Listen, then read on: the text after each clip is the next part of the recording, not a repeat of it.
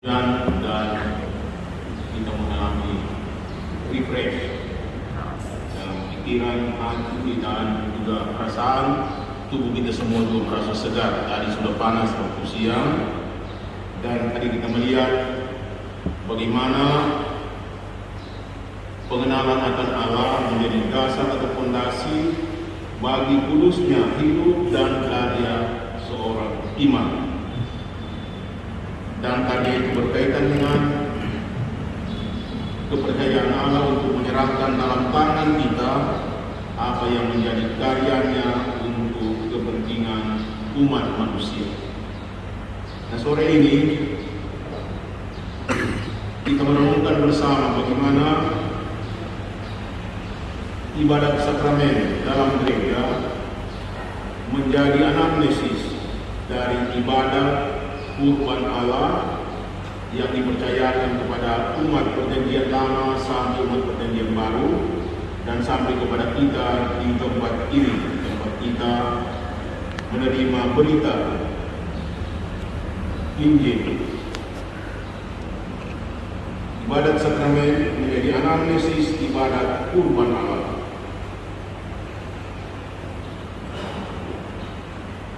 Jadi anamnesis mempunyai makna yang menghubungkan kita dengan masa lampau, masa depan, ke saat ini. Seperti kalau kita membuat anamnesis dalam perayaan Ekaristi, Kristus telah wafat, Kristus telah bangkit, dan Kristus akan kembali.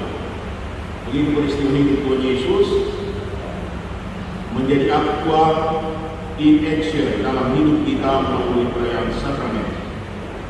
Dengan kata lain, dikatakan oleh seseorang, dalam ibadat orang beriman merayakan perbuatan penyelamatan Allah. Jadi kalau merayakan itu bukan hanya bernostalgia. Jadi perayaan itu bukan nostalgia. Perayaan itu adalah perjumpaan. Sehingga dalam ibadat sakramental kita justru mengalami perjumpaan dengan Allah yang menyelamatkan. Perayaan sakramental bukan hanya proses kenalan pasti, tetapi proses yang dengannya orang beriman dapat benar-benar masuk ke dalam misteri Paskah Tuhan.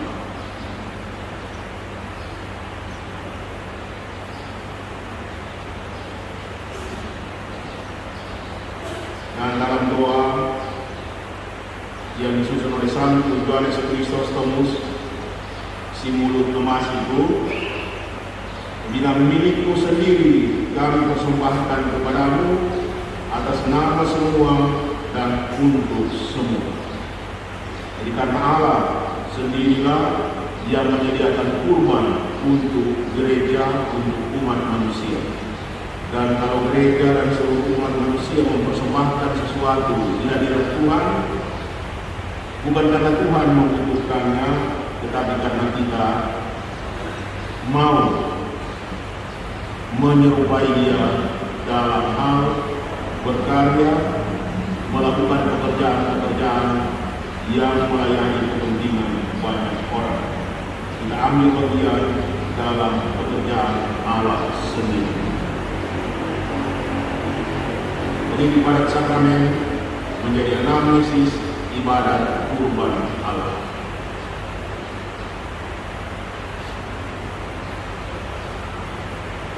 Karena itu lain kali kalau dapat ucapan terima kasih itu poin lebih. Tapi seharusnya kita berterima kasih karena bisa hadir dalam perayaan sakramen. Kita mengalami perjumpaan dengan Tuhan, dan siapa memimpin perayaan sakramen justru dia mendapatkan kehormatan. Terhormatkan dia yang bisa bertindak in persona Christi Capitis. Jadi biar pastor selebran tidak dapat ucapan terima kasih, tidak mengurangi kehormatannya. Dan dia harus merasa sedikit tersinggung, malu kalau diberi ucapan terima kasih. Dia bilang terlalu kecil itu ucapan terima kasih dibandingkan dengan kehormatan, rahmat dan berkat yang saya dapat melalui perayaan. Boleh bilang terima kasih.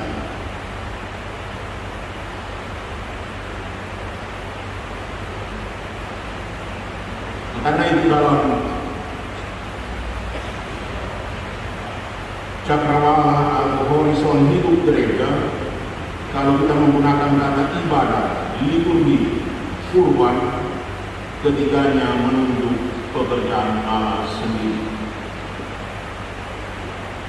Ibadah adalah itu dari bahasa Ibrani, kurban juga dari bahasa Ibrani, tapi bahasa Arab juga arti yang mirip. Itu berarti tindakan Allah mendekatkan dirinya dengan manusia.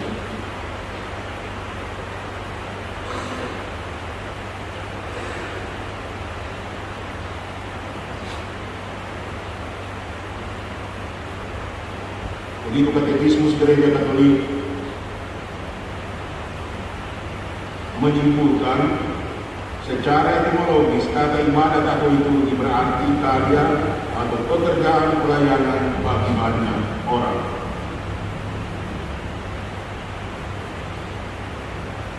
Apalagi umat yang hadir mendapat terima kasih. Terima kasih karena sudah datang. Terima kasih karena sudah hadir. Seharusnya umat berterima kasih karena boleh mengambil bagian dalam peristiwa yang menyelamatkan kita. Tapi tidak biasa orang sampai kepada pemahaman seperti itu.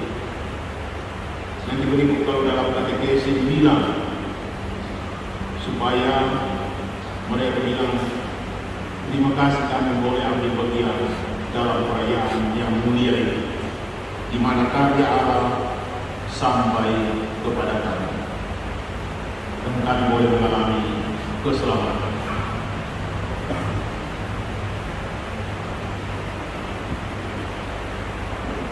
Nah, kita bisa melihat apa yang sudah kita singgung tadi pagi, fakta ibadat kurban Allah. Jadi kurban di Taman Eden itu hewan. Kemungkinan besar orang bilang itu anak domba, karena domba itu kulitnya berbentuk tebal, biasanya dipakai sebagai penutup tubuh manusia, maka dia dikorbankan. Ya, darahnya itu kelihatan seperti terpencar-pencar, tapi itu menggambarkan 5 benua.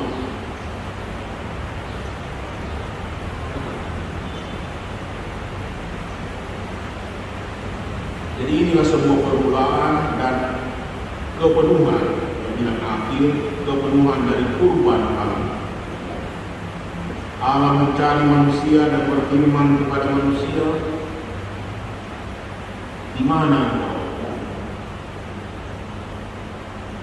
Kemudian Allah menumpahkan darah binatang, memberi kulit binatang untuk menutupi dosa yang memalukan, menakutkan, memisahkan manusia dari Allah, bahkan mengancamnya dengan kematian. Jadi karena itu dibilang kalau ada buat dosa, kalau orang mengerti apa itu dosa, maka bergegas-gegas melarikan diri, menjauhkan dosa dari hidup, karena dosa itu mematikan.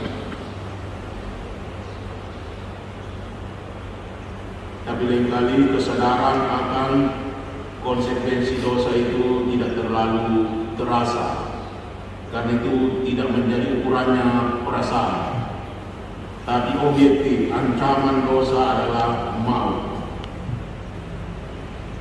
upah dosa adalah maut.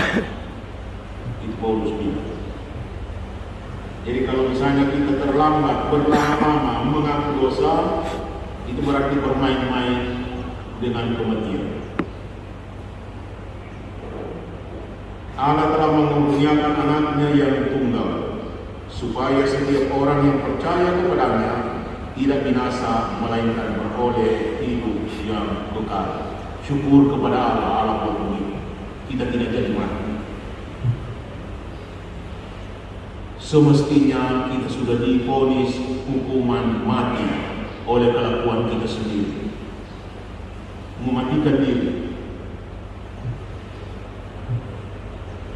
Dia tertikam oleh karena pemberontakan kita. Dia diremukkan oleh karena kejahatan kita. Ganjaran yang mendatangkan keselamatan bagi kita ditimpakan kepadanya, dan oleh bilur-bilurnya kita menjadi sembuh. Begitu Tuhan Yesus dari salib mengatakan, sudah selesai, terbayar lunas hutang dosa kita. Tidak jadi dimatikan oleh dosa ini.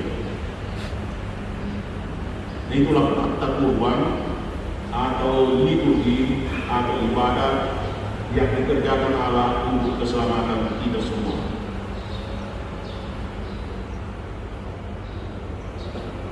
Kemudian ibadat menjadi kurban. Kita sudah singgung juga tadi pagi. Ibadat atau liturgi Allah yang berawal dari keluarnya segala ciptaan, dari limpahan hati dan budi Allah, dari kehendak dan kebijaksanaan. Itulah karya permulaan penciptaan hidup manusia. Itu ibadat Allah sendiri. Allah punya kerja bakti. Allah membaktikan hidupnya, karyanya untuk makhluknya.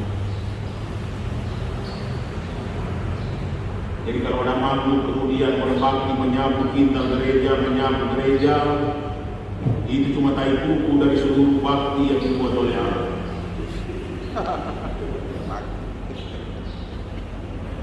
Dan syukur juga ada ucapan terima kasih karena sudah menyapu.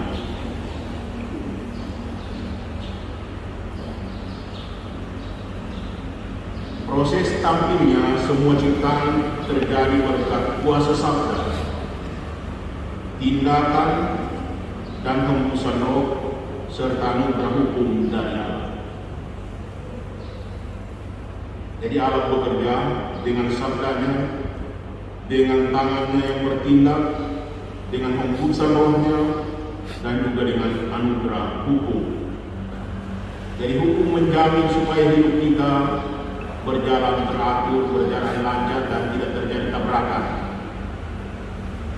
Karena kalau di jalan raya tidak pakai hukum, kita juga terancam cepat mati. Maka hukum menjadi salah satu bentuk dari bakti Allah untuk manusia. Allah memberikan hukum. Orang Israel merayakannya dengan hari raya Pentakosta, pemberian. Allah berfirman, membentuk dengan tangannya, meniupkan napas hidup, maka semuanya terjadi. Hidup, bergerak, dan ada secara teratur dan tertib. Orang bilang kosmos. Tanpa aturan tidak ada kosmos.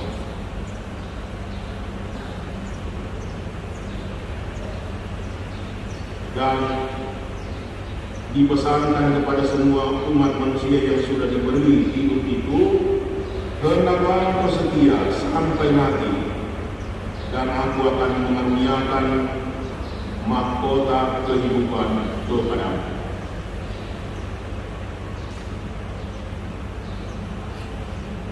Namun manusia ternyata tidak setia pada ketetapan dan perintah Allah, tergiur oleh tipu muslihat iblis. Dengan demikian konsekuensinya, kurban menjadi bentuk hakiki karya Allah penyelamat. Allah memberikan korban untuk mendekatkan manusia dengan dirinya atau mendekatkan dirinya dengan manusia. Allah berkorban untuk manusia yang terancam maut.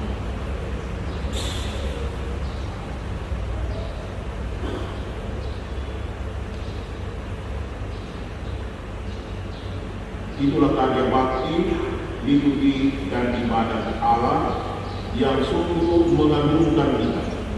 Dalam perjanjian lama biasa disebut inilah karya-karya Allah yang mengagumkan.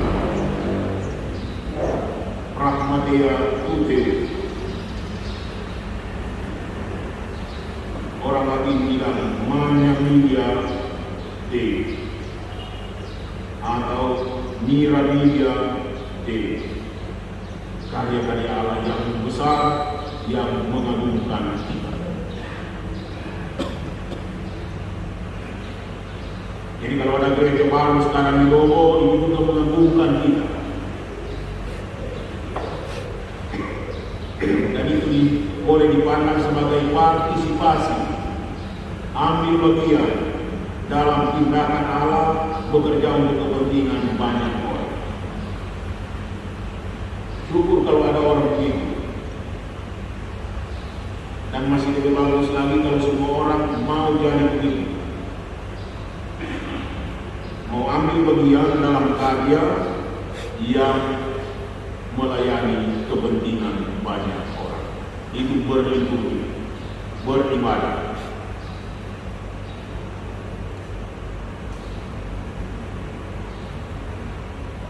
Ibadat sakramen menjadi anamnesis ibadat kurban Allah yang kita sudah lihat tadi pada awal.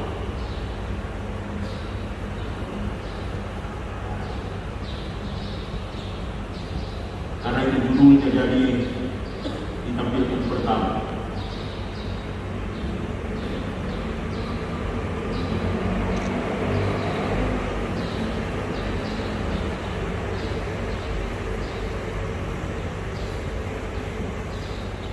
Jadi kalau ada yang orang suka lupa-lupa, memori yang kacau atau kabur, rajinlah mengikuti perayaan sakramen. Karena itu menguatkan memori, menyegarkan memori, membuat kita punya memori yang kuat hidup dan mampu menghadirkan masa lampau ke masa kini, malah menghadirkan masa depan ke masa kini. Liturgi adalah kegiatan orang-orang yang punya memori. Jadi kalau orang cuma pikir-pikir hari ini saja, dia nanti bosan merayakan liturgi. Jadi kalau kita melihat ada orang bosan memuak terus sementara perayaan liturgis, itu indikator bahwa memorinya memang jongkok. Jika tidak ada bayangan apapun, apa yang sementara kita berbuat, apa yang sementara dihadirkan dalam perayaan. Kalau mengingat sesuatu yang penting dan luar biasa, maka segala kantuk hilanglah.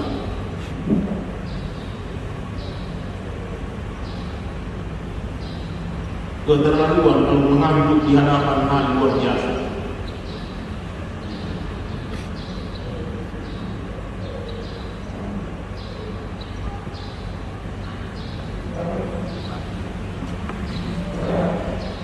Yonas mengantuk. Mungkin memori yang perlu dilatih.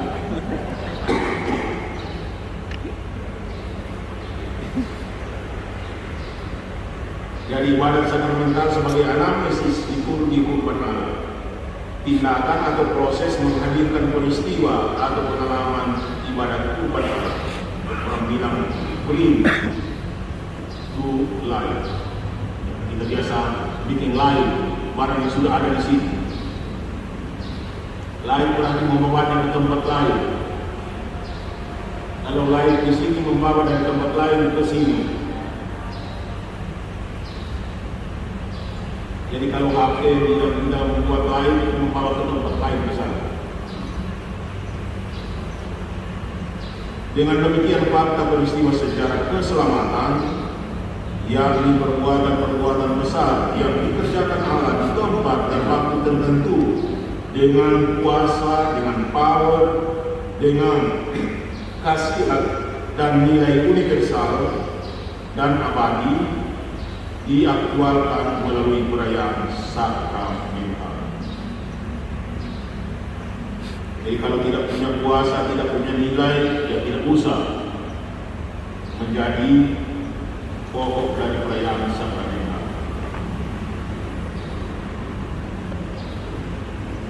Dengan demikian perayaan sakramental bagi kita semua yang merayakannya menjadi perayaan perjumpaan dengan Allah.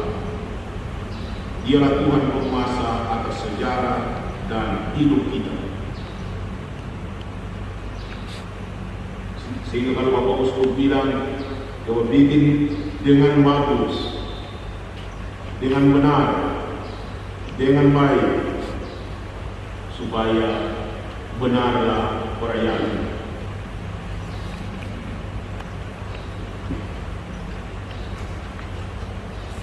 Dari perayaan sakramental adalah perayaan perjumpaan kita dengan Allah. Allah datang mendekati kita dan kita didekatkan dengan Dia. Dan yang mendekati kita bukan sembarang, Dialah Tuhan penguasa atas sejarah dan hidup kita. Karena itu berlutut. Kalau sekarang yang banyak berdiri. Karena menurut Konsili Nisea, kalau berlutut itu orang-orang berdosa. Mas sekarang dia berdosa, dia mau berlutut, berdiri saja. Karena Pastor Beri dan kawan-kawan bilang sekarang berdiri. Padahal dalam sejarah Konsili Nisea bilang kenapa berdiri? Karena berlutut itu adalah sikap orang berdosa di hadirat Allah. Jadi kalau merasa diri berdosa, berlutut. Biar Pastor Beri dan kawan-kawan bilang berdiri. Bila kita tahu, kita sadar bahwa berlutut itu lebih benar untuk saya. Ada di hadirat Allah sebagai seorang pendosa. Tapi kalau berdosa dan tidak tahu diri, dia berdiri saja.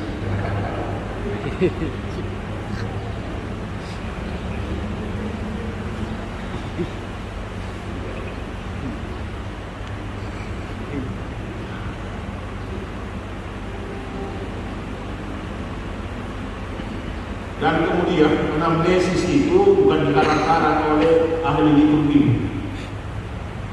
Anamnesis itu adalah perintah dari Allah sendiri. Allah memberi perintah kepada manusia pertama untuk membuat anamnesis tentang apa yang telah dibuat. Beranak cuculah dan bertambah banyak. Penuhilah bumi dan taklukkanlah itu.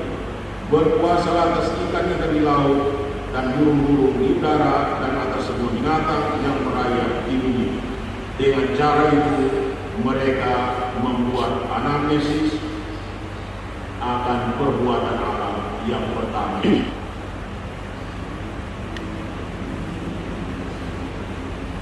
Itu perintah kepada manusia pertama. Kepada umat Israel kemudian hari beribu-ribu abad sesudahnya Tuhan Allah memberi perintah melalui Musa, hari ini akan menjadi hari menyenangkan bagimu. Kamu harus merayakannya sebagai hari raya bagi Tuhan turun-temurun. Kamu harus merayakannya sebagai ketetapan untuk selama-lamanya. Itu perintah, bukan himbauan, harapan, permohonan. Mohon, harap. Itu di seminar ini dan sekarang top itu kata-kata terminologi seperti itu. Mohon, harap, tolong. Ini barang-barang bukan permohonan, ini perintah.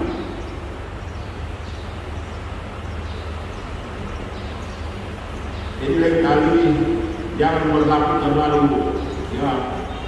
halus budi bahasanya sehingga mengacaukan makna, menggabungkan maksud.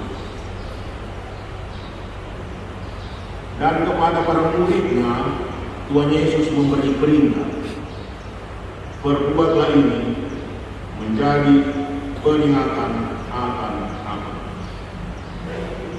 Jadi kalau anamnesis itu perintah. Sehingga sekurang-kurangnya diberikan 5 perintah gereja, dan salah satunya bilang,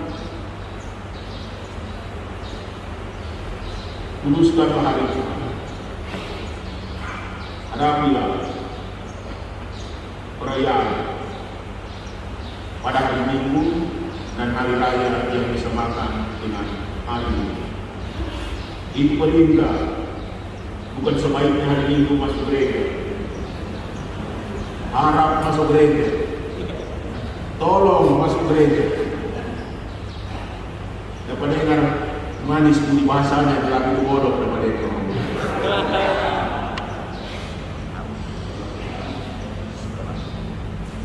Anak bagus kalau mana masuk gereja.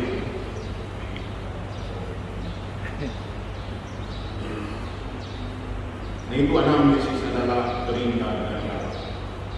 Perintah ini maksudnya menjamin bahwa kelekatan, kesatuan yang telah diusahakan oleh Allah melalui tindakannya yang bernilai abadi, yang punya power abadi tadi, itu tetap aktual untuk kita.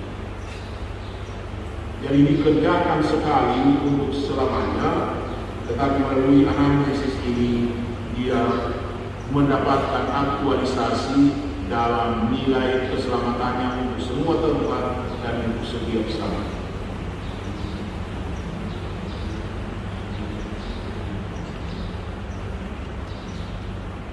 Dan fakta ibadat kurban Allah itu sudah dilihat tadi, menciptakan manusia dan habitat serta perutusannya. Kita tidak diciptakan menjadi pengangguran di Taman Eden.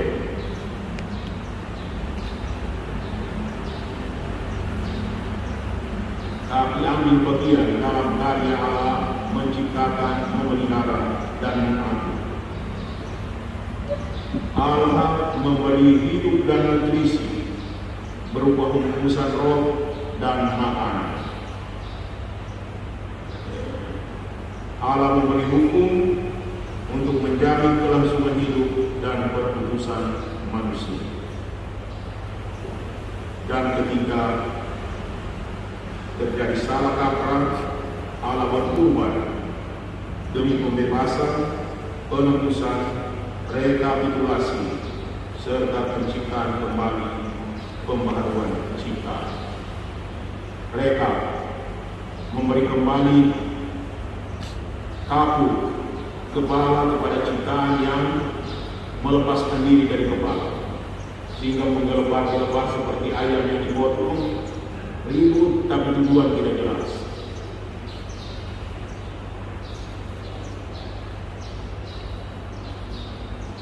Kemudian dalam perayaan Ekaristi seringkali menjadi topik hangat tentang transubstansiasi, bahwa roti dan anggur itu bertransmigrasi menjadi substansi. Tapi kalau dilihat-lihat, masih lebih gampang dimengerti. Ini bukan hanya transubstansiasi, tetapi sebenarnya restorasi substansi. Substansi sebenarnya dari semua itu adalah tubuh Kristus, karena semua diciptakan dalam Dia, oleh Dia, dan untuk Dia. Hanya ketika mereka melepaskan diri dari kepala itu, maka substansi sebenarnya itu kemudian menjadi kabur, bahkan lenyap. Tapi ajaran resmi gereja tetap dibilang transubstansi. Tapi kalau itu dilihat dari sejarah ibadat, sejarah karya Allah untuk keselamatan, maka kurban Tuhan Yesus merekapitulasi semua ciptaan, direkap kembali, digabungkan kembali dengan kepalanya, sehingga substansinya direstorasi. kalau jawab begitu, Pastor Ben nanti di ujian, itu berbahaya yang benar.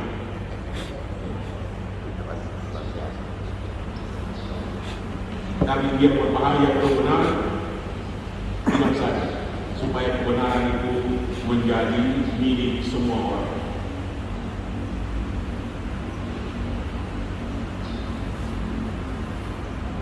Fakta awal ibadat Allah, sebuah awal dari ibadat, tadi sudah kita lihat penciptaan manusia, berfirman, berkarya dan memberi rohnya, memberi akal, hidup, gerak sebagai gambar dan rupa Allah,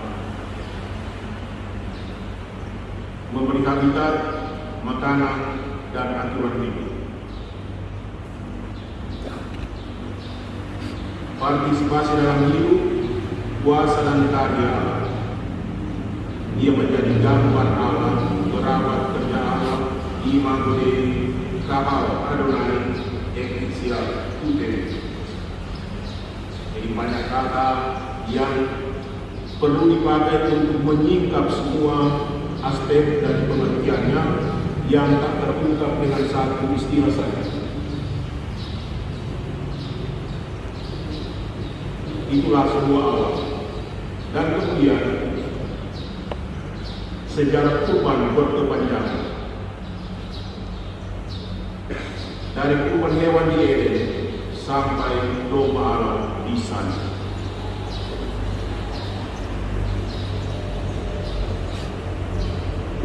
Pemulihan kesatuan manusia dengan Allah membutuhkan kurban berkelanjutan selama masa yang panjang, sampai manusia dapat mendarah dagingkan hukum Allah dalam dirinya. Dan itu tidak jadi-jadi. Sampai ahli kita paling ahli, hafal semua koma titik dan mengerti semua huruf dalam bahasa Ibrani, tetapi Tuhan Yesus bilang, engkau tidak jauh dari kerajaan Allah. Berarti di sini dua. Sudah dekat tapi di luar di sini. Karena belum memenuhi apa yang menjadi tuntutan hukum yang mengatur hidup. Kurban Allah menjadi bentuk pendidikan untuk membina dan melatih manusia secara cara menghayati hidup dalam kesatuan dengan Allah secara setia dan taat asas, sehingga lestari dan menghasilkan buah. Jadi kurban itu pendidikan. Kalau masuk perayaan Ekaristi Misa, itu namanya sekolah minggu, sekolah ibadah, belajar beribadah, belajar melakukan karya untuk kepentingan banyak orang. Karena itu sesudah belajar, ya Pastor Alphonse kalau selesai misa dibilang, pergilah Anda diutus selulus tadi. Begitu habis misa. Karena ini dimana kita melihat, mendengar apa yang dikatakan oleh Tuhan, apa yang dibuat oleh Tuhan. Dan Tuhan Yesus bilang, pergi, bikin yang sama. Jadi kepada ahli Taurat yang berdalih, tetapi siapakah sesamaku itu? Tuhan Yesus bilang, mau cari tahu siapa sesama? Diceritakanlah kisah seorang Samaria. Dari mana mengerti siapa sesama? Dia yang berbuat kasih kepada orang itu. Bikin seperti itu, maka engkau jadi sesama bagi orang lain. Jadi bukan persoalannya siapa sesama kita, tapi bagaimana kita bisa jadi sesama bagi orang di sekitar kita. Dan itu sekolahnya di sekolah minggu, Sunday School, sekolah minggu.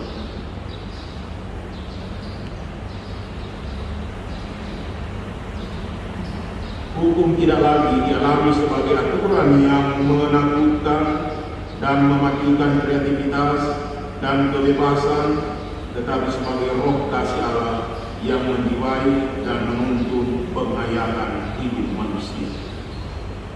Syukur kepada Allah kita tidak usah pusing-pusing. Boleh mencuri atau tidak boleh? Mencuri boleh, tidak boleh, tidak boleh, tidak. Tuhan Allah bilang tidak boleh. Itu pasti akan selamat. Tidak usah hitung kenop baju. Boleh tidak, boleh tidak, boleh tidak. Sudah jelas. Mencuri itu bisa babak belur.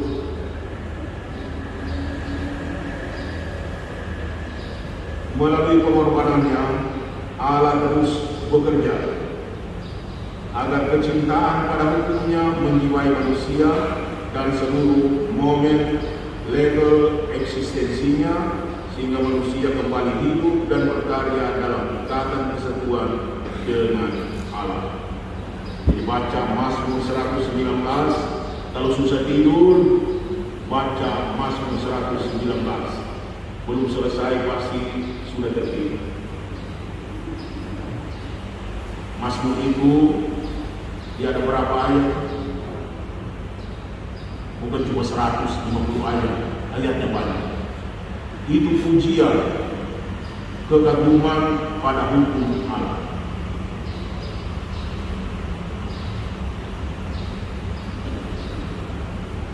Ibadat liturgi sakramental, anamnesis ibadat kurban Allah.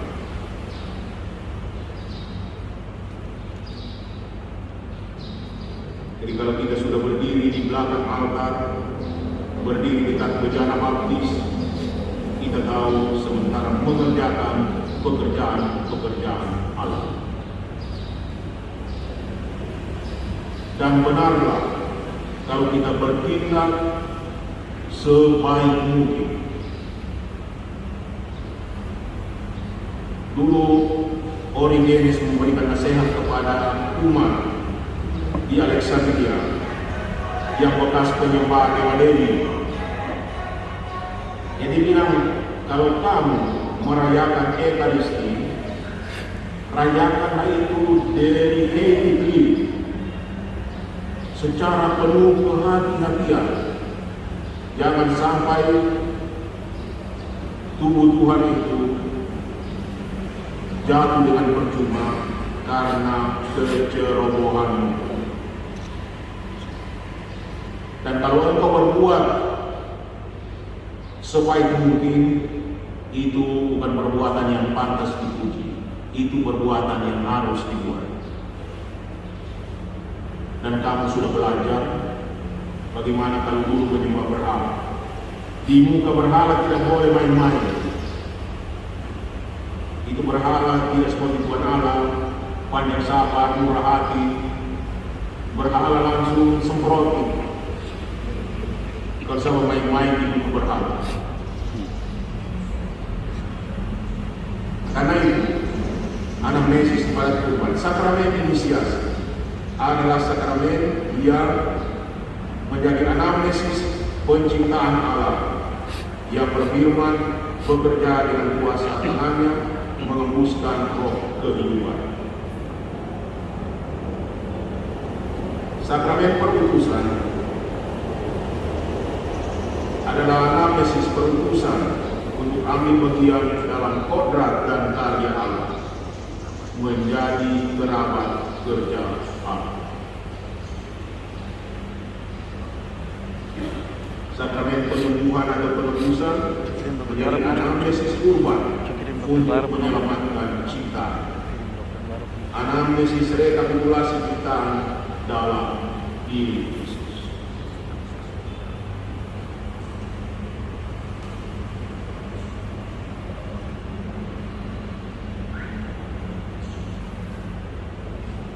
Jadi bukan soal berpegang secara letterlek pada rubrik, tapi rubrik itu maksudnya untuk itu, yang membantu kita bisa bersikap sebaik mungkin agar kita jangan sampai ceroboh.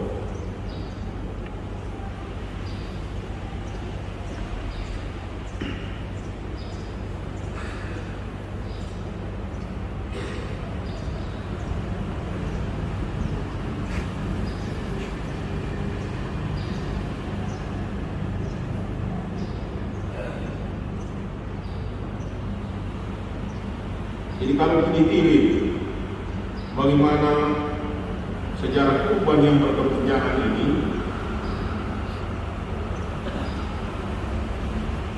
kita melihat bagaimana itu kemudian karya-karya Allah yang menyelamatkan itu sampai kepada kita dari generasi ke generasi.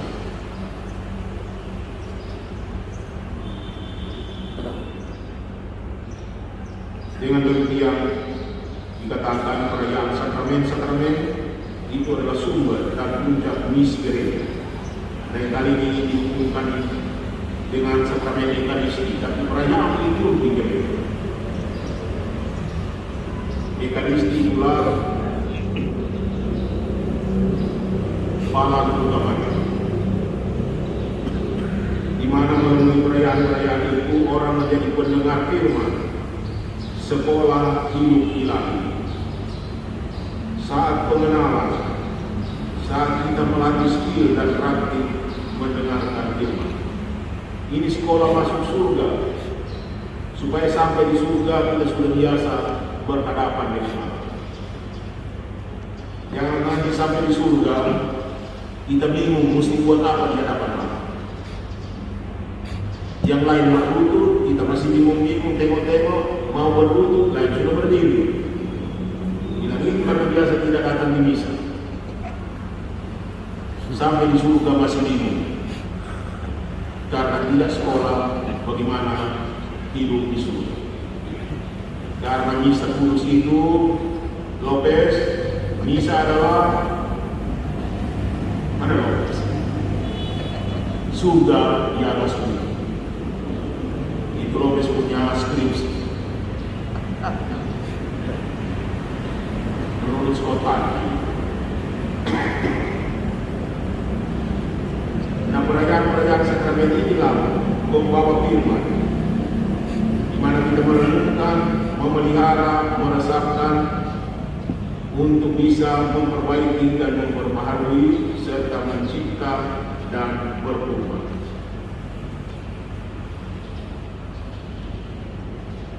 Saat kita menjadi penjelmaan firman, saat kita boleh mendarah dagingkan firman Allah. Jadi dikasih makan tubuh Kristus, minum darah Kristus, supaya menjadi saudara dengan Kristus.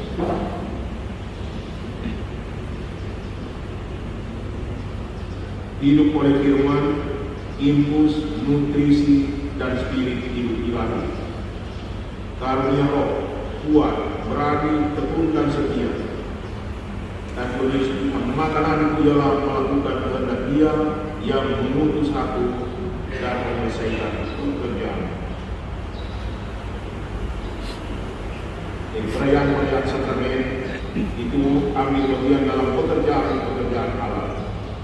Sehingga melalui sakramen orang belajar menjadi pelaku firman, saksi hidup ilahi, untuk bisa ada, bisa hidup, bisa bergerak dalam Allah.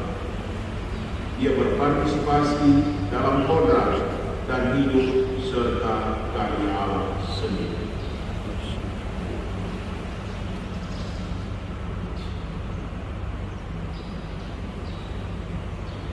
Singkat kata, seluruh perayaan sakramen gereja mempresentasikan di altar dunia kelahiran manusia dari pangkuan Allah Tritunggal. Perjalanan siara adat, siara hidup, siara gerak manusia sesuai rencana dan penyelenggaraan Bapa, mengikuti jejak Kristus di bawah tuntunan Roh Kudus menuju tanah terjanji, langit dan dunia baru.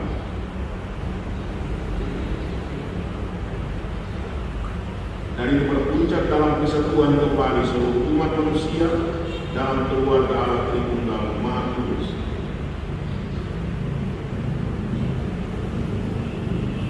Santo Yohanes Rasul dan Santo Ireneus mengatakan, hidup manusia adalah mengenal Allah, dan kemuliaan Allah adalah manusia yang hidup.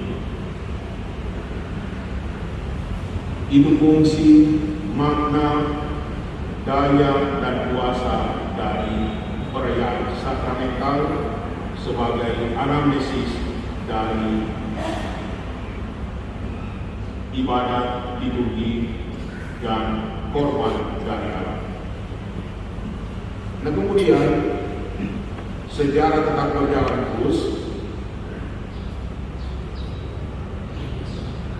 maka doa menjadi pengganti darah korban. Jadi waktu pembuangan ke Babel, Israel dibuang dan bait Allah dihancurkan, orang tidak bisa membuat anamnesis korban dengan mempersembahkan korban berdarah di bait Allah. Sambil menangis-menangis meratapi nasib buruk di tepi sungai Babel, orang bertanya, bagaimana kita ini bisa mendapatkan ampunan dari Allah untuk segala dosa dan kesalahan kita? Tidak ada lagi tempat mempersembahkan kurban, tidak ada lagi tempat untuk menaruh bunga-bunga atau buah-buah. Apa yang bisa dibuat? Dan di sanalah orang Israel mengalami betapa miskinnya kita kalau terpisah dari Allah. Kita itu bukan apa-apa, bukan siapa-siapa. Minta ampun saja tidak bisa. Tidak tahu caranya bagaimana mendapatkan pengampunan dari Tuhan. Maka Tuhan tidak membiarkan orang berputus asa. Maka muncullah kemudian kesadaran bahwa doa adalah sebagai pengganti darah korban. Biarlah doaku dan tanganku yang terangkat sampai ke hadirat. Kalau dulu bakar saja, korban darahnya biar main-main, pasti darahnya naik ke berat. Kata-kata penyesalan, orang miskin, buangan, jajahan akan memiliki kerajaan Allah. Itu Tuhan Yesus bilang kepada orang-orang Israel pada zamannya, berbahagialah kamu yang miskin, dia dirahmati. Siapa yang miskin? Itulah mengingatkan Israel akan sejarah mereka. Yang miskin adalah orang yang terpisah dari Tuhan. Jadi siapa yang memisahkan dirinya dari Tuhan, itu namanya jatuh miskin. Biar kelihatan memiliki semua.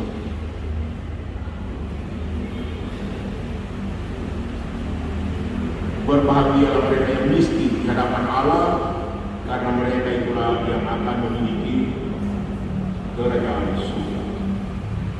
Sudah miskin tidak mau berdoa lagi, itu memang bukan cuma miskin. Jadi kesadaran untuk mengangkat tangan dan berdoa ke surga itu muncul ketika orang Israel di pembuangan. Dan sungguh mengalami bagaimana hanya dengan cara itulah mereka bisa datang kepada Allah, bisa mendekatkan dirinya dengan Allah.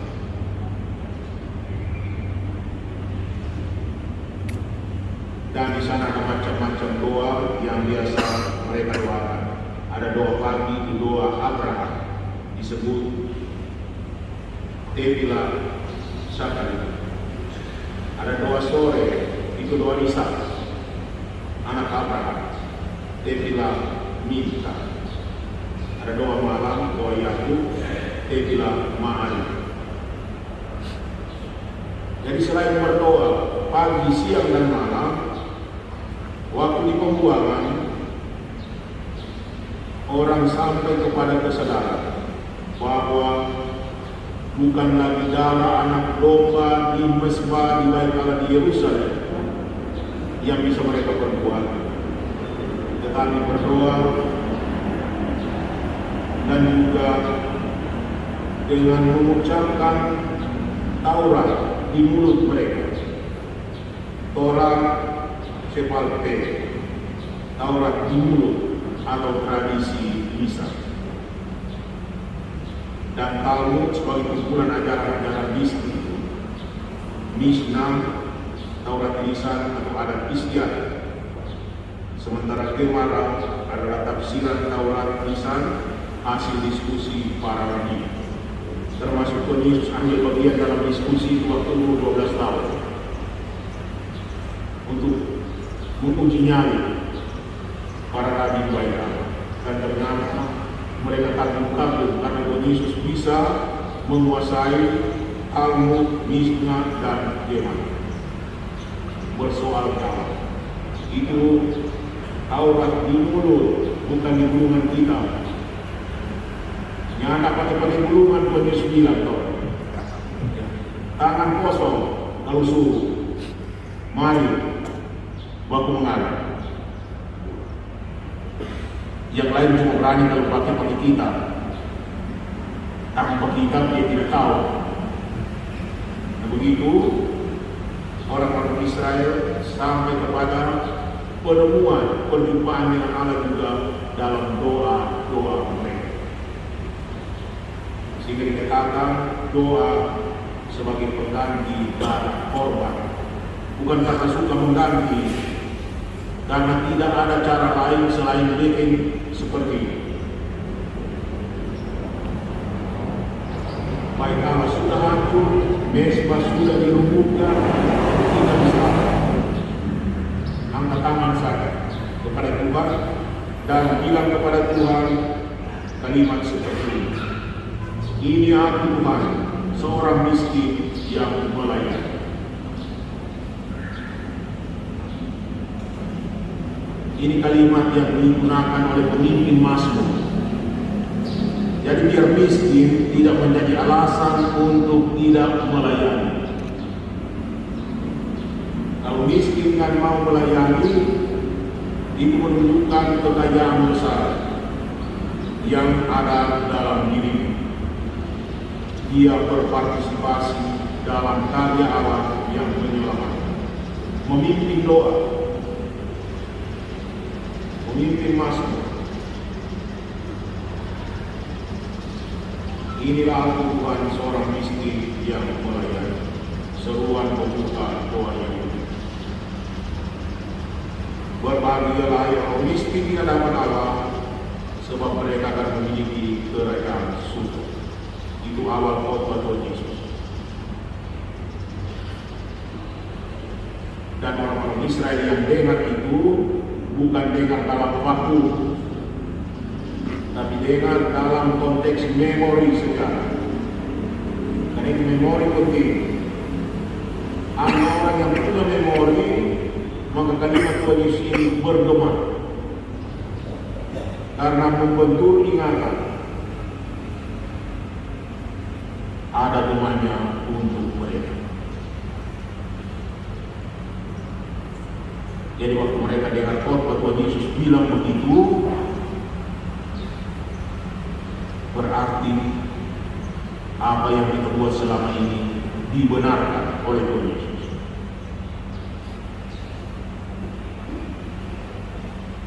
Dengan demikian doa bukan hanya barisan kaum pengungsi di Babel, tapi bagi kita doa itu mengakar dalam hidup Tuhan Yesus sendiri. Yesus dalam karya dan hidupnya mengawali setiap keputusan dan tindakannya dengan berdoa kepada Bapa di surga. Hidupnya dikatai dengan doa yang tiada putusnya.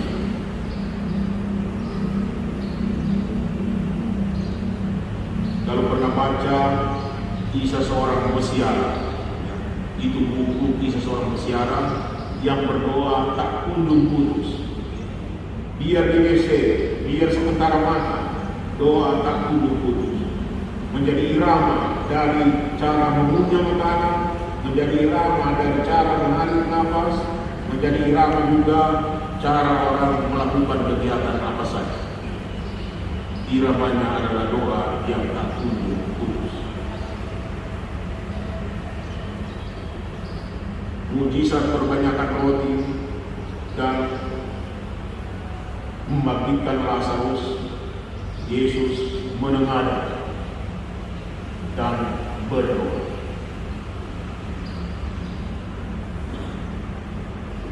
Doa membuat kuasa Allah bekerja dalam diri si pendoa.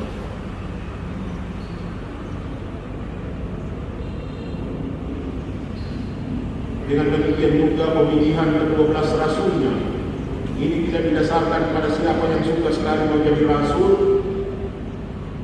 atau pada kompetensi, tapi dibuat setelah semalam-malaman Yesus berdoa kepada Allah.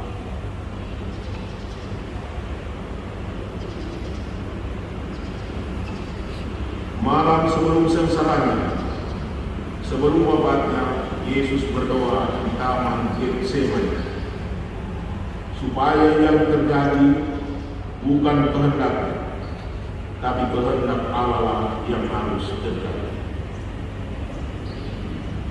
Itu doa yang kita juga ucapkan setiap hari. Jadilah kehendak. Dan kita semua tahu apa maksudnya.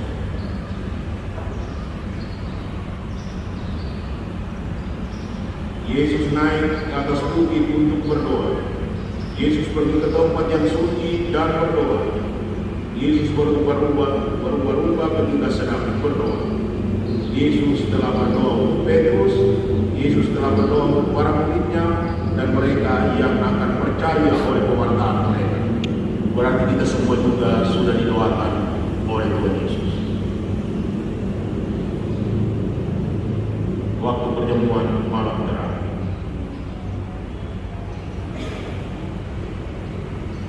Jadi jangan merasa berkecil hati dibandingkan dengan Petrus, dengan Andreas, Yakobus, karena Tuhan Yesus bilang mereka juga dijamin.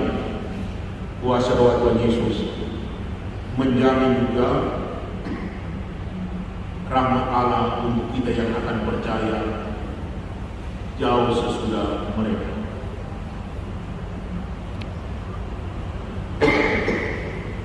Jadi begitu kasih Allah menjadi buah dari doa-doa Tuhan Yesus untuk kita.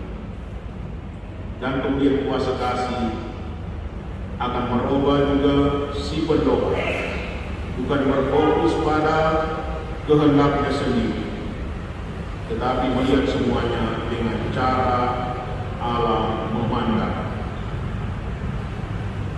Yang berdoa belajar melihat segala sesuatu dengan cara Allah memandang,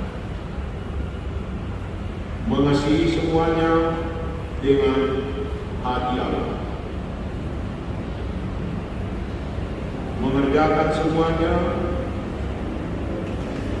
dengan semangat Allah, menerima semuanya sebagai sapaan kasih Allah. Jadi kalau dapat hadiah, dapat kado, itu juga termasuk sapaan kasih Allah. Syukur Tuhan, ada orang bisa kasih kado saya punya ulang tahun.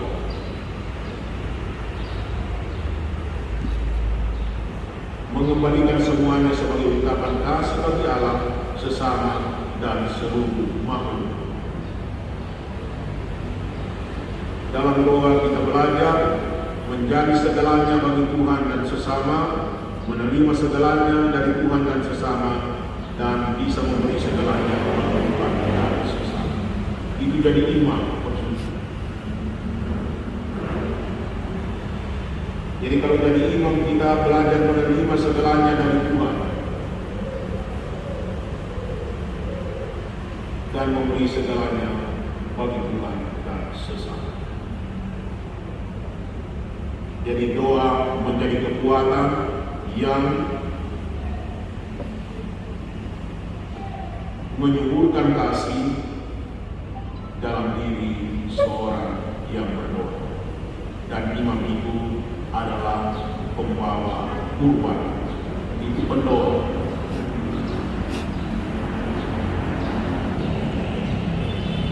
Jadi kalau imam tidak mau berdoa, tidak suka berdoa, itu berarti tidak mau berubah. Begitu-begitu saja, dan dengan demikian juga tidak akan mampu untuk belajar menerima segalanya dan belajar untuk menjadi segalanya dan memberi segalanya bagi Tuhan dan sesama.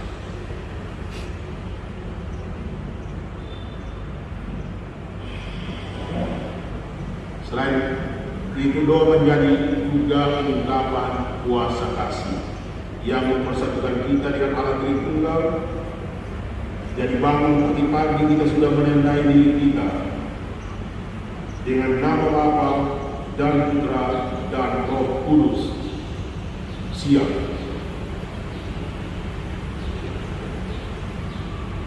Doa menjadi ungkapan kuasa kasih yang mempersatukan kita dengan gereja yang kudus, yang dunia, di surga dan di purgatori, dengan Bapak Paus, para uskup, para imam, diakon, para kudus, dan para malaikat. Jadi kalau orang berdoa itu berarti bisa bersatu dengan Bapak Paus, Bapak uskup, para imam, diakon, para kudus, dengan para malaikat dan saudara sekalian. Berarti kita menjadi orang yang mengasihi semuanya melalui doa-doa kita. Kalau dia rajin berdoa, berarti orang ini subur dia punya kasih. Kalau malas berdoa, merana dia punya kasih.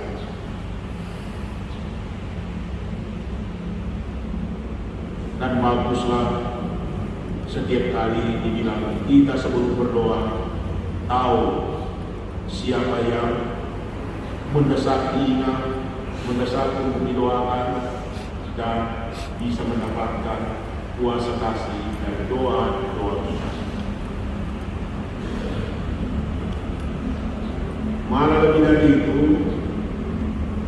doa menjadi identifikasi diri dengan Tuhan Yesus. Engkau selalu bersama-sama dengan Yesus orang Nazaret itu, termasuk di taman Getsemani, biar tidak ikut berdoa tapi sama-sama di sana. Tuhan Yesus bilang kepada Petrus, ikut berdoa. Kalau di Amor, ikut bernyanyi. Karena bernyanyi itu berdoa, kalau bagus menyanyi sama dengan berdoa 2 kali. Bersama dengan Yesus menjadi murid. Hanya dengan tinggal bersama, seorang dapat mengenal guru dari Nazaret. Dan dia bisa menggambar wajah Tuhan Yesus dengan lebih jelas. Karena dia rajin berdoa, bertatap muka, mencari wajah Tuhan. Jadi kalau disuruh menggambar, dia tahu bagaimana wajah Tuhan Yesus dalam kehadirannya setiap kali dia berdoa.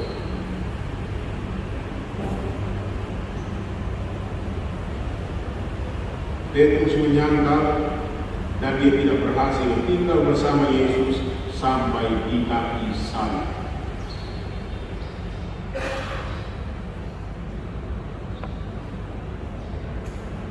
Dia tidak dapat memahami identitas Yesus sebagai putra dan tidak dapat mengidentifikasi diri dengan Tuhan Yesus. Jadi kekuatan doa membuat kita makin serupa dengan Kristus. Conformatio cum Christus. Si pendoa agung ini yang mengajari kita doa agung, malah membuat kita merisi doa syukur agung sebagai inti doa kita setiap kali merayakan Ekaristi.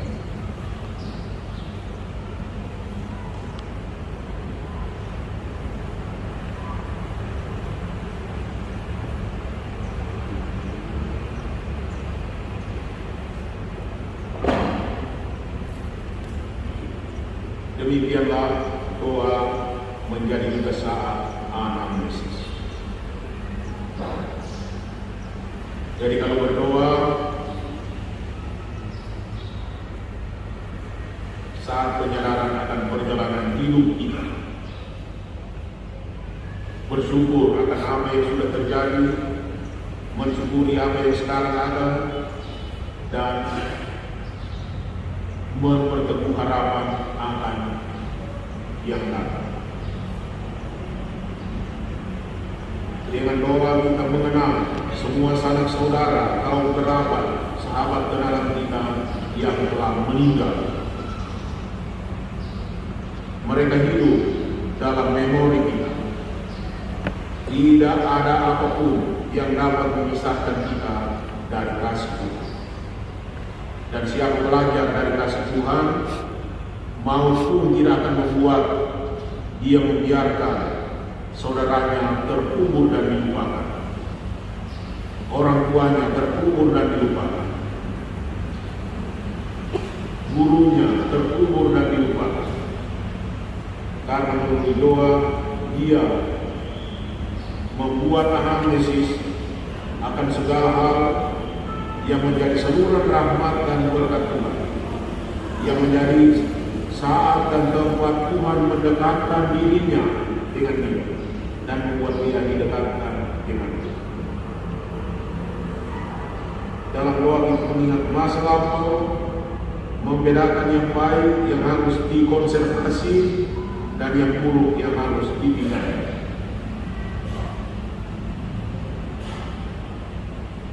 Dengan doa kita mengalami masa kini, menemukan potensi kehidupan untuk bisa membangkitkan diri.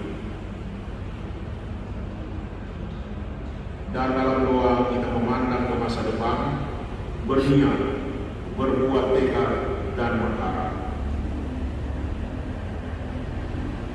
Jadi doa dasar yang orang mesti tahu dikatakan doa harap, doa cinta, doa iman.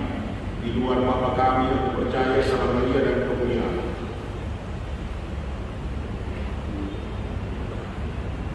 Syukur-syukur kami masih ingat doa iman. Doa iman ada di puji syukur nomor berapa pesan? Ada di mana bakti nomor. Ada puji syukur tapi tidak berguna.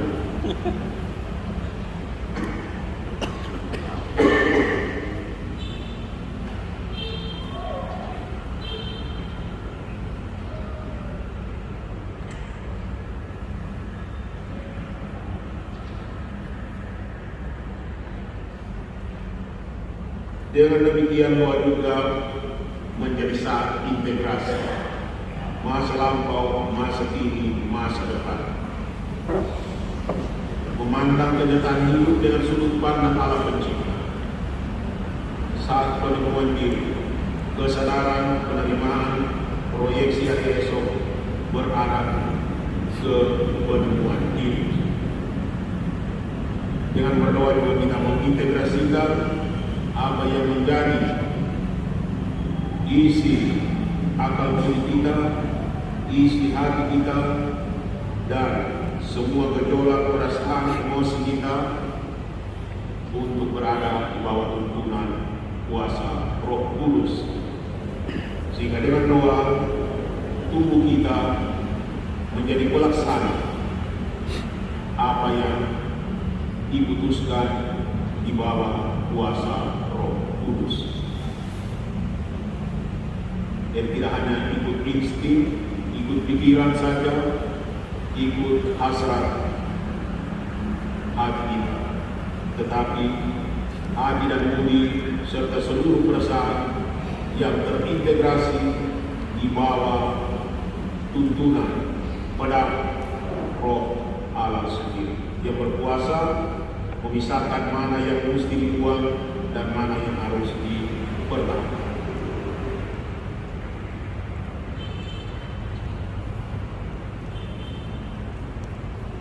Jadi ada banyak keinginan, tapi tidak semua keinginan akan membawa kita ke surga.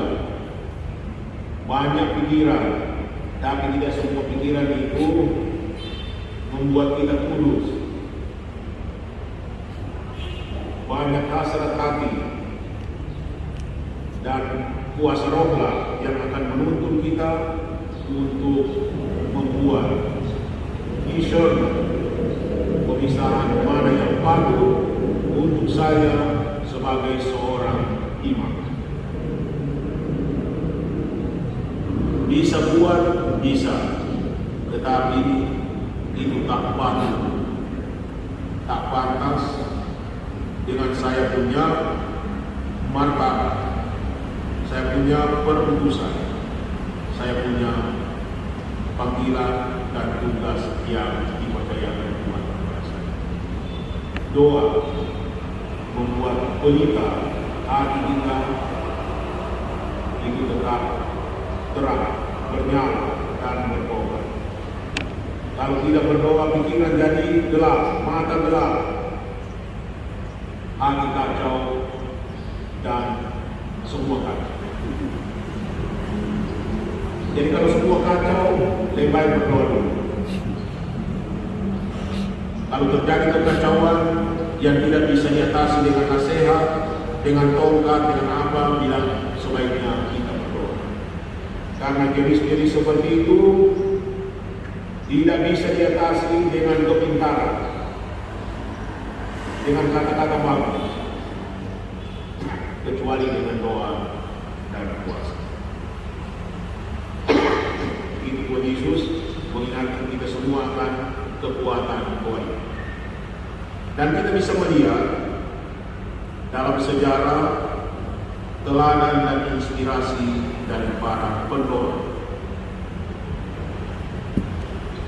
Ada Abraham, bapa kaum beriman. Tertulis dalam kitab suci bahwa ia berdoa untuk kepentingan orang lain,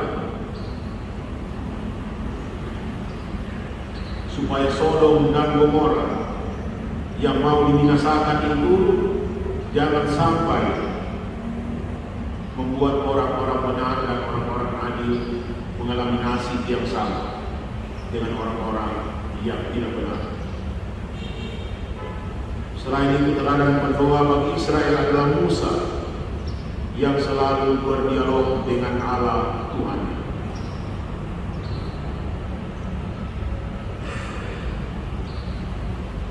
Dan dengan cara begitu, Musa mampu mengemban tugas perutusan yang dipercayakan Tuhan dalam tangannya. Tugas berat, menakutkan, menggentarkan, menghadap Firaun. Firaun itu bukan cuma Hansip atau Satpol PP. Firaun itu bilang kalau lenyap, tetapi dengan kekuatan perjumpaannya dengan Allah, maka Musa mendapatkan kekuatan untuk mengemban tugas panggilannya. Ia berdoa kepada Allah untuk memohon belas kasihan bagi bangsanya.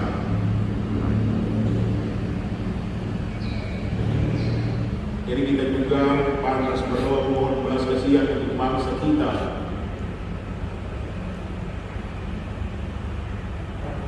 Dan karena itu wajah Musa bersinar sebab dia berhadapan dengan Allah. Sinar kemuliaan Allah ini memancar dari wajah orang yang sering berjumpa dengan Allah. Selain itu, kita juga bisa belajar inspirasi hidup doa dari Paulus dan Yohanes. Dengan doa Paulus bertolak untuk seluruh karyanya, untuk keprihatinan, cinta kerasulan, dan pembangunan serta pemeliharaan komunitas.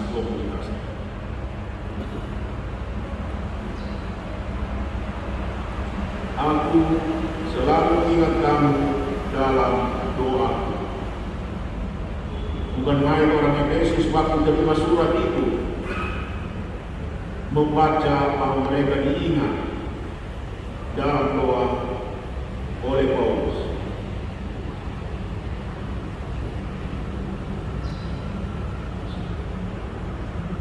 Dalam doaku aku selalu mengingat kamu pada orang Mindoro.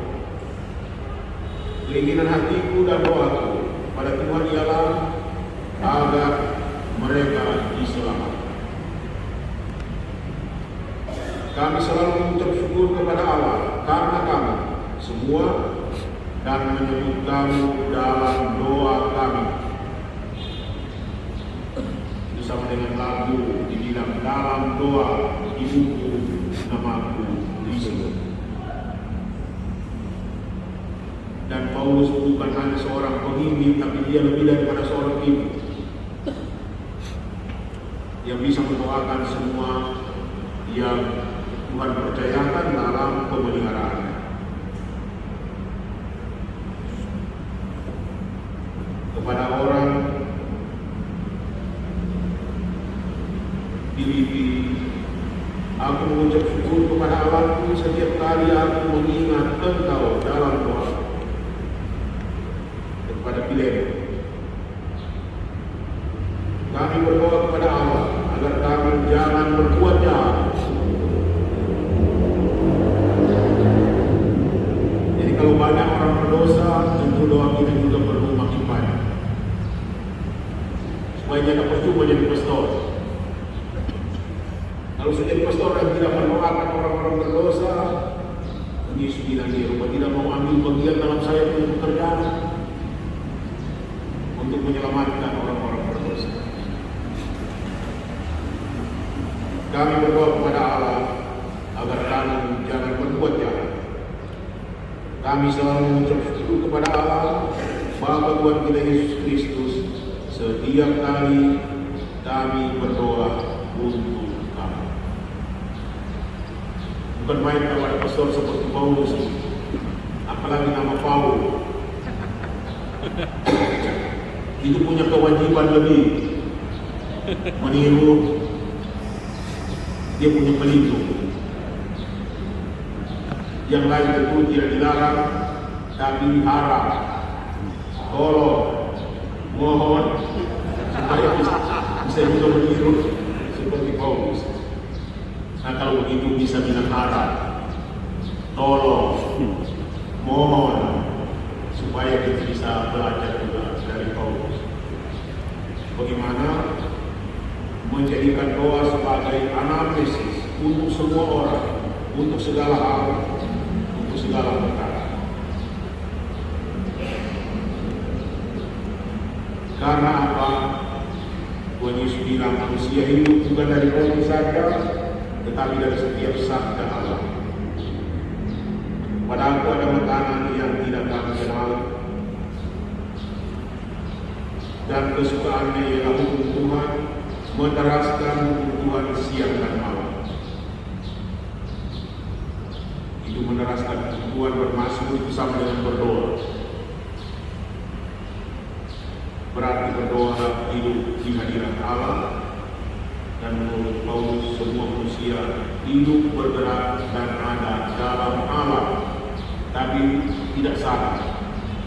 Siapa yang berdoa, dia hidup bergerak dan Allah dan ada dalam Allah secara sadar.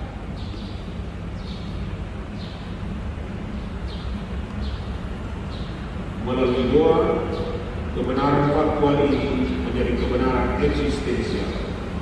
Jika Santo Irenaeus mengatakannya, kita hominis contemplatio Dei.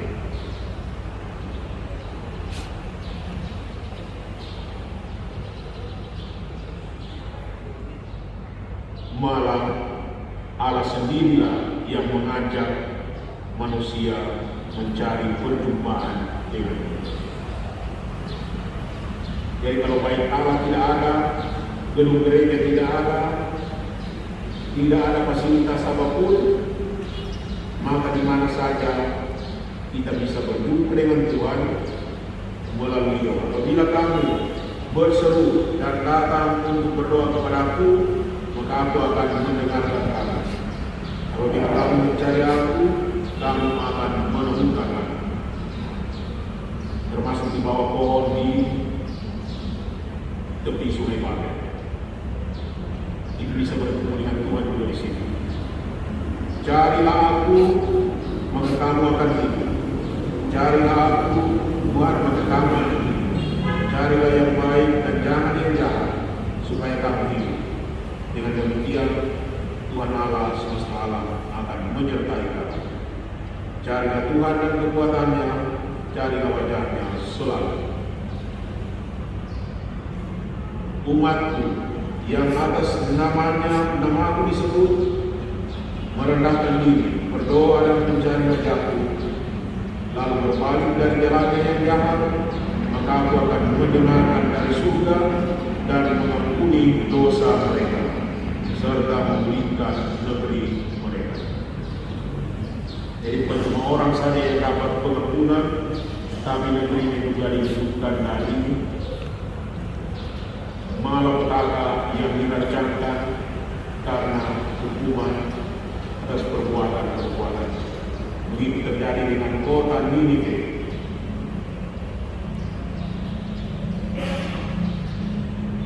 Malah lebih dari itu, doa menjadi ungkapan kerinduan manusia untuk mencari Tuhan.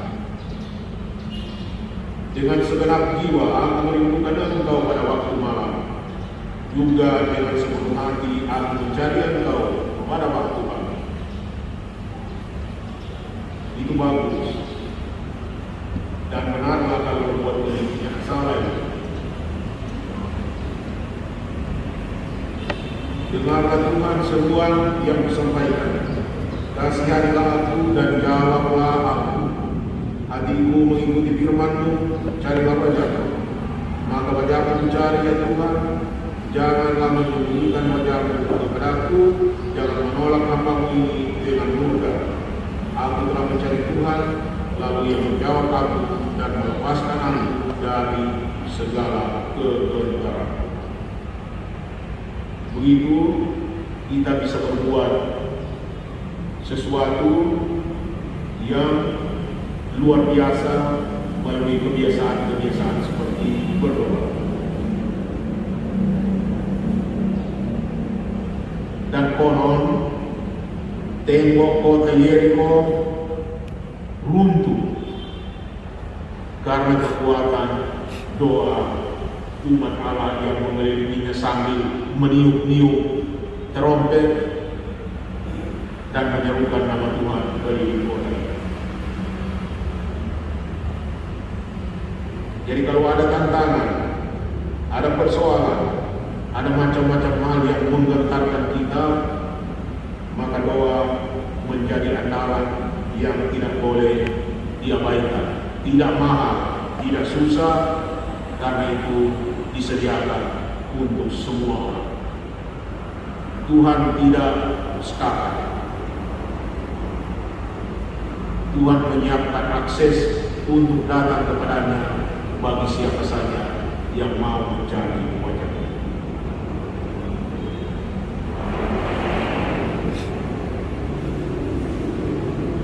Dan kalau tidak datang, seharusnya menyesal dan mengingat akan datang. Itu namanya bertobat. Dan doa itu adalah amanat dan panggilan Tuhan Yesus sendiri. Amanat Tuhan Yesus. Amanat itu bukan permohonan.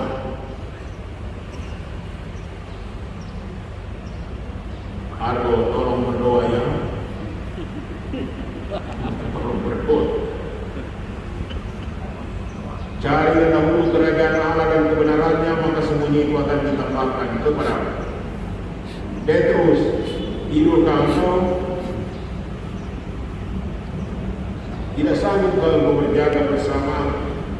Berjaga-jagalah dan berdoalah supaya kamu jangan jatuh ke dalam pencobaan.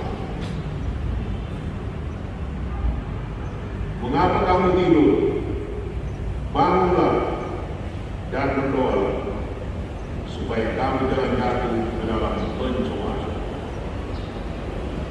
Kasihilah musuhmu dan berdoalah bagi mereka yang menganiaya kamu. Luar biasa bisa berdoa untuk orang yang menganiaya dan memusuhi kita. kebaruan, kasih yang menyuatakan kepada dunia dan itu menyelamatkan semua orang. Mengapa kami tidak dapat mengusir roh itu? Jenis ini tidak dapat diusir kecuali dengan doa.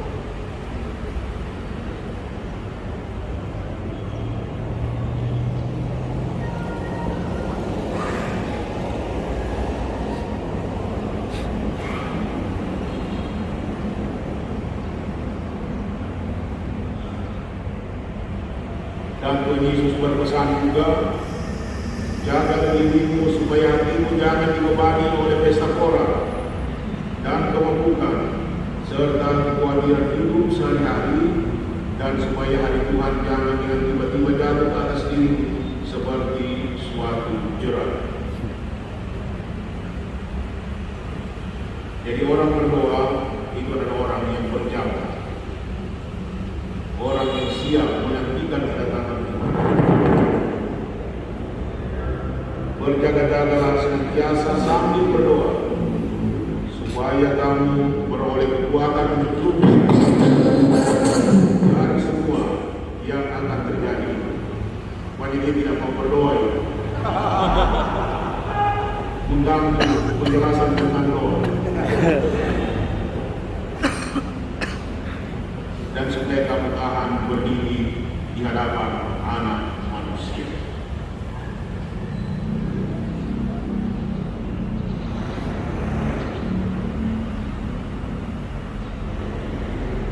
Bagi Yesus, berdoa artinya menempatkan diri di hadapan yang ilahi yang dikenalnya sebagai Bapa, menghadap.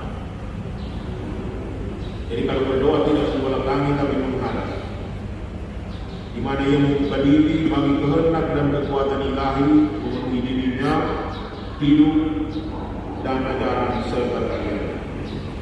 Ia mengatakan apa yang ia dengar dari Bapa dan mengerjakan apa yang ia lihat dari Bapa. Jadi melalui doa kita mengenal kehendak Bapa, mendengarkan sabdanya. Itulah sumber kewibawaan dan kuasa yang menjiwai kata dan tindakan Tuhan Yesus. Dan kalau kita juga ingin berbicara dan bertindak dengan penuh kuasa, maka doa menjadi salah satu saluran kuasa dari Tuhan, supaya kuasa Tuhan bekerja dalam diri orang-orang yang percaya. Kenapa setan tidak takut? Karena kata-kata kita tidak punya kuasa, tidak punya power.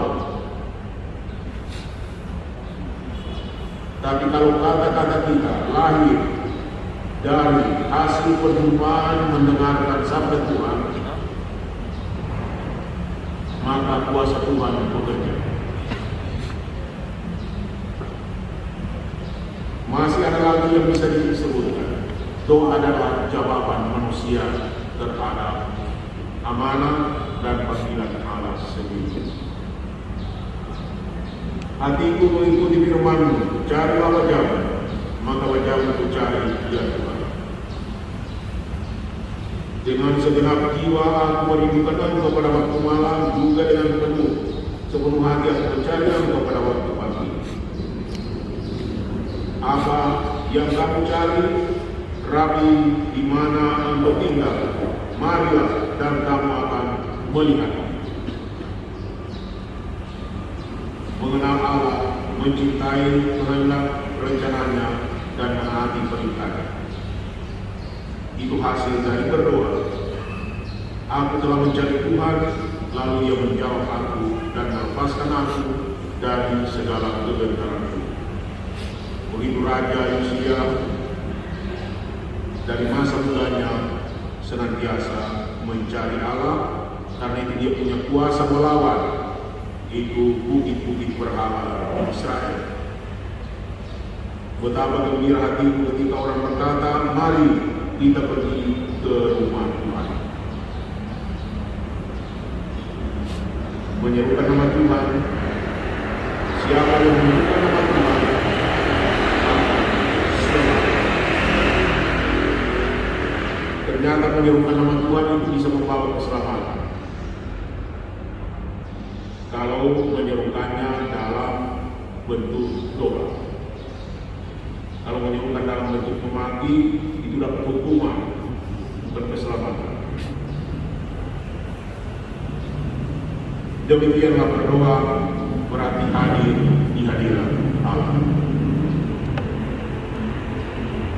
Dan biasanya kita bisa hadir di hadirat Allah secara fisik, mencari Allah, datang, hadir secara mental, cari kenal, cari tahu, hadir secara psikis, mencintai, penuh hasrat, hadir secara rohani, dituntun oleh Roh.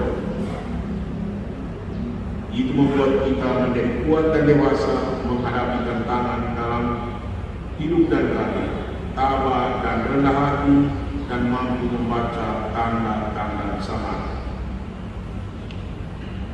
Demikian doa mempunyai kepentingan untuk integrasi diri, untuk mendisiplinkan diri, dan untuk pertumbuhan. Siapa tekun berdoa, dia bisa mengintegrasikan seluruh komponen, seluruh level eksistensinya menjadi kesatuan yang solid. Siapa rajin berdoa, dia punya disiplin hidup. Mama tua tidak bisa melewatkan jam 3 tanpa harus mendoakan kerahiman hilang. Karena itu mereka mendapatkan kerahiman. Dan doa membawa pertumbuhan. Ketika saat ada bersama Allah, itu menjadi orang yang punya visi hidup yang jelas, disiplin dan semangat, dan kekuatan hidup yang berpuncak pada praktek dan kebiasaan hidup sesuai dengan apa yang menjadi sabda dan tindakan yang kita lihat di atas sini. Ada indikator kalau orang memang berdoa, dia taat kepada perintah Kristus, mengikuti teladan Kristus, hidup bebas dari kebiasaan dosa, kesadaran akan adanya Roh Kudus yang berdiam di dalam hati seseorang. Dengan demikian berakhir seluruh permenungan kita bagaimana anamnesis dari liturgi dan hormat Allah, baik perayaan sakramental maupun doa yang menjadi warisan pengalaman iman dalam pergaulan manusia dengan Allah. Karena itu vita hominis contemplatione dan gloria Dei homo vivens. Allah dipuji, dimuliakan, dan diagungkan melalui cara hidup atau kelakuan manusia. Sia-sialah budi berpikir, hati bersikir, bila tangan tidak mengukir pekerjaan Allah. Nanti otaknya masuk surga, hatinya masuk surga, tangan dan kaki tidak bisa masuk. Karena tidak menjelmakan, tidak melaksanakan pekerjaan Allah. Melalui doa, orang mengenal kehendak dan rencana Allah lewat karya, orang melaksanakan kehendak Allah dan bisa masuk surga utuh. Orang mengenal bilang popolulu antero, integral, dia menjadi bagian dari kerajaan surga. Begitu kita berdoa sebelum bekerja, dan tidak bisa bilang pekerjaan saya itulah doa saya. Karena pekerjaan yang dibuat tidak mengenal kehendak Allah, itu bisa jadi menentang kehendak Allah. Rajin tapi bertentangan dengan kehendak Allah.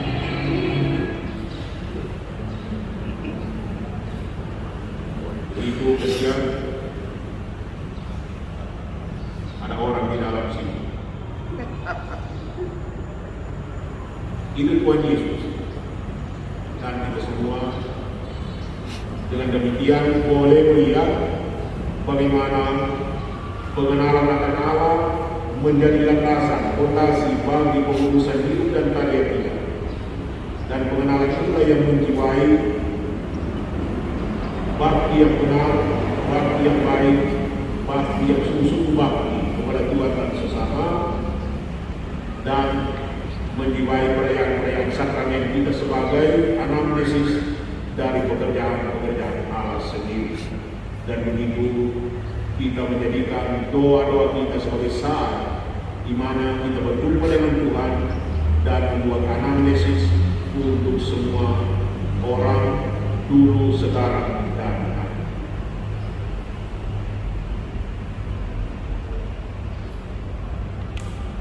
Mudah-mudahan menginspirasi dan membuat kita semua bisa menimba banyak kekuatan dari doa, dari perayaan-perayaan sakramental, dan membuat kita semua sebagai partisipan yang sungguh aktif dan sungguh berkontribusi dalam pekerjaan-pekerjaan Tuhan sebagai imam-imam yang dipilih. Dan kalau begitu tidak sia-sia jadi imam, malah menjadi kebanggaan Allah dan kebanggaan manusia. Amin. Tidak ada amin. Amin.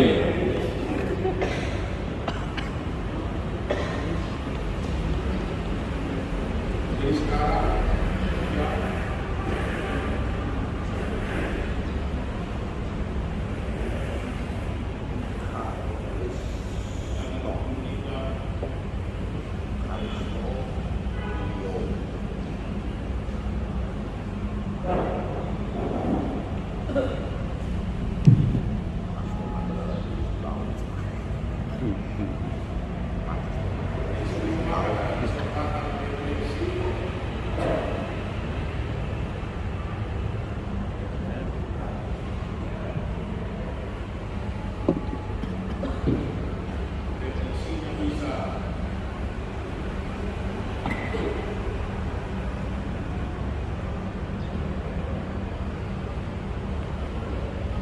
secara pribadi bisa juga menggambar kembali dengan bagus wajah Allah yang menjadi pengenalan kita yang sungguh akrab dengan Tuhan,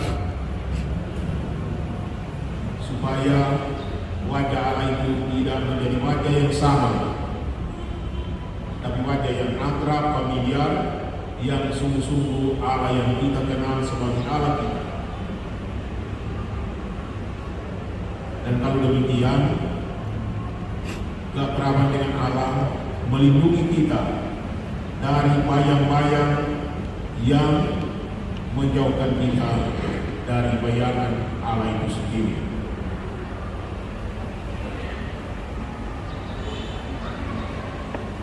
Melalui liturgi, melalui doa pribadi, doa bersama, kita diberi akses untuk berjumpa dengan Tuhan dan boleh juga menjadi saluran dari rahmat dan berkat Allah untuk sesama. Karena itu Paulus juga bilang jangan jemu-jemu berdoa, karena doa itu mempersatukan kita dengan Tuhan dan mempersatukan kita dengan sesama. Kalau duit orang boleh kurang, tapi doa tidak pernah boleh kekurangan. Itu kekayaan seorang imam, pendoa yang menjadi andalan keluarganya, menjadi andalan umatnya, dan menjadi andalan manusia. Pastor, tolong doakan Abraham, Musa, Paulus menjadi orang-orang yang bukan sebagai contoh, tanpa mau jadi contoh, mereka melakukan apa yang membuat mereka sungguh menjadi orang yang tidak menyia-nyiakan hari, tahun, waktu, kemampuan yang diberikan oleh Tuhan untuk membuahkan rahmat dan berkat sebanyak mungkin dalam hidupnya. Dengan demikian, ia menjadi berkat bagi manusia dan bagi dunia. Dan kita semua juga dipanggil Tuhan supaya jadi berkat. Lain kali sudah dibilang, kalau nanti sudah tua dan tidak bisa buat apa lagi, hidup ini sudah jadi berkat. Biar sudah tua tetap harus jadi berkat. Selama masih bisa bernapas, maka nafasnya adalah ekspresi Tuhan. Sampai tua tidak tetap bisa berdoa. Perbuatan-perbuatan baik bisa terhalang oleh kemampuan, tidak bisa membaca lagi karena mata sudah kabur, tetapi doa tidak bisa dihalangi oleh kekaburan mata, oleh telinga yang tuli, oleh kaki yang sudah diseret-seret. Doa tetap menjadi amal, bakti, ibadah, dan korban kita atas nama Allah untuk manusia dan bumi. Dan dengan demikian, hari ini kita diajak untuk mengalami perjumpaan dengan Tuhan, mengalami pengenalan yang makin akrab dengan Tuhan, makin mendalam, dan membuat kita rindu berada dekat Tuhan, dan membuat hidup kita sungguh-sungguh menjadi gambar penjelmaan kehadiran Tuhan di antara manusia. Sekian, dan kita atur bagaimana pakai sharing atau pakai refleksi pribadi saja. Di gereja kalau refleksi pribadi bisa, di tempat ini juga bisa.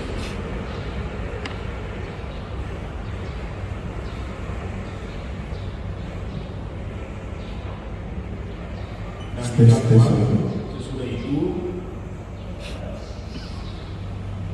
sesudah refleksi ada makan malam, baru ada doa, adorasi, dan kompleto. Mungkin Pastor Agus bisa bilang sesuatu. Baik, Pastor, terima kasih.